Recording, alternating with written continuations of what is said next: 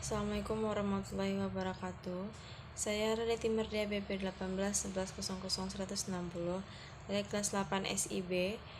Di sini saya akan menjawab pertanyaan kuis, yaitu yang pertama, kenapa kita perlu menggunakan sistem informasi? Yaitu kemampuan untuk mengakses dan menyediakan informasi secara cepat dan akurat menjadi sangat esensial bagi suatu organisasi, baik yang berupa organisasi komersial, perusahaan, perguruan tinggi, lembaga pemerintahan, maupun individual pribadi. Keamanan informasi merupakan perlindungan informasi dari berbagai ancaman agar menjamin kelanjutan proses bisnis, mengurangi risiko bisnis, dan meningkatkan return of investment (ROI) serta peluang bisnis. Dalam merancang sistem keamanan sistem informasi, terdapat aspek-aspek keamanan informasi yang perlu diperhatikan. Karena itulah, keamanan sistem informasi menggambarkan usaha untuk melindungi komputer dan non-peralatan komputer, fasilitas, data, dan informasi dari penyalahgunaan orang-orang yang tidak bertanggung jawab. Keamanan informasi dimaksud untuk mencapai kerahasiaan, ketersediaan, dan integritas dalam sumber daya informasi dalam suatu perusahaan. Keamanan sistem informasi bertujuan untuk yaitu melindungi data dan informasi perusahaan dari penyingkapan orang-orang yang tidak berhak.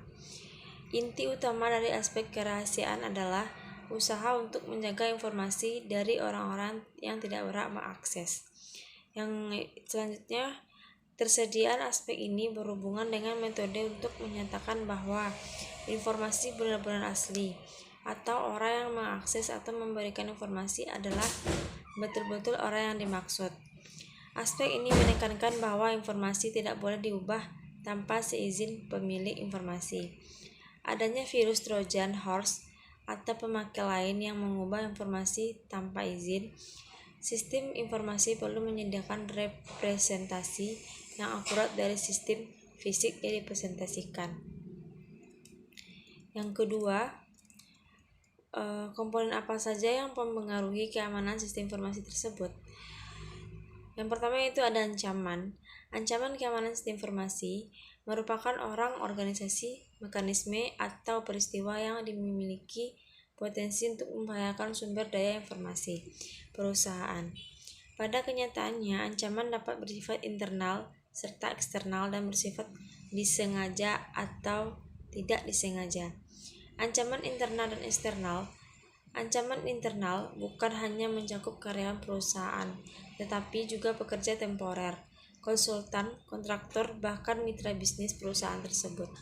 Ancaman internal diperkirakan menghasilkan kerusakan yang secara potensi lebih serius dibandingkan dengan ancaman eksternal.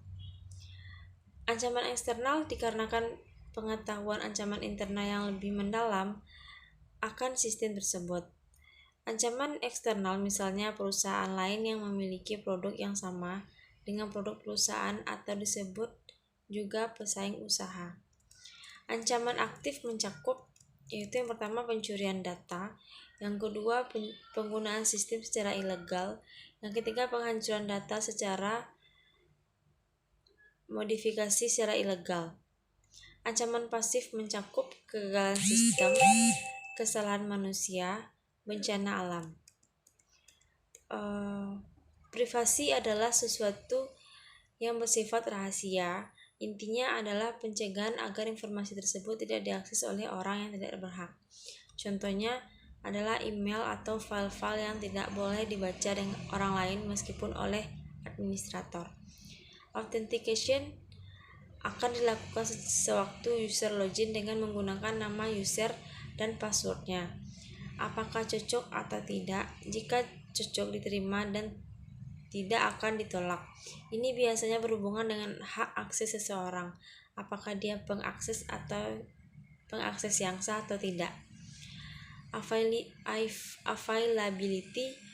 Aspek ini berkaitan dengan apakah sebuah data tersebut tersedia saat dibutuhkan atau diperlukan. Apabila sebuah data atau informasi terlalu ketat, pengamanannya akan menyulitkan dalam akses data tersebut.